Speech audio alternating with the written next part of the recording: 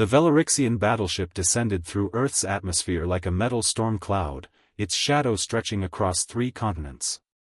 Commander Zexthor stood on the observation deck, his crystalline form refracting the pale blue light of the sun. For 10,000 years, his civilization had conquered and assimilated over 400 species. Humanity would be number 401. The aliens had disabled all of Earth's electronic systems with a single electromagnetic pulse. Satellites fell from the sky. Power grids collapsed. Military communications went dark. Within hours, governments crumbled into chaos, and the world descended into panic. The United Nations fell to its knees, ready to sign whatever surrender document the Velorixians demanded. But in a basement laboratory beneath the ruins of MIT, a young physicist named Dr. Sarah Chen was smiling. She had anticipated this.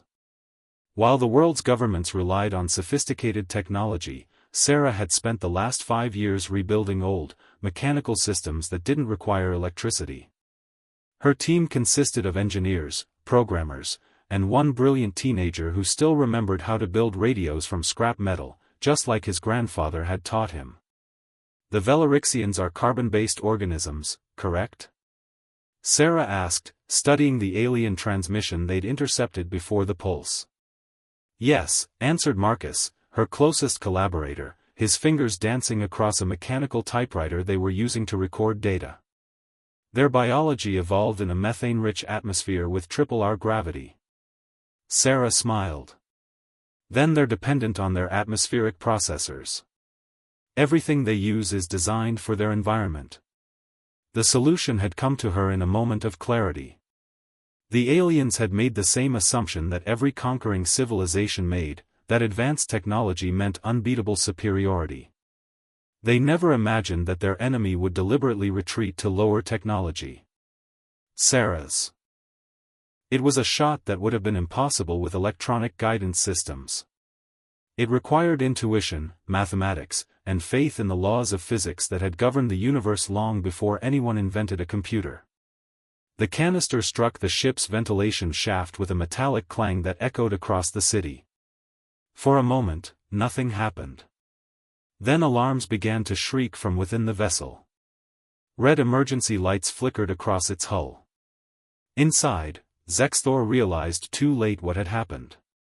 His advanced sensors had filtered out the bacterium as irrelevant, a primitive biological organism that couldn't possibly threaten a civilization with technologies 1,000 years beyond human understanding. But that was the point. He had looked for complex threats and missed the simple one. Within 3 hours, the atmospheric integrity failed. The Velorixian commander initiated emergency protocols and ordered the ship to retreat. As the massive vessel climbed toward the stars, trailing smoke and debris, Sarah and Marcus exchanged a look of exhausted triumph.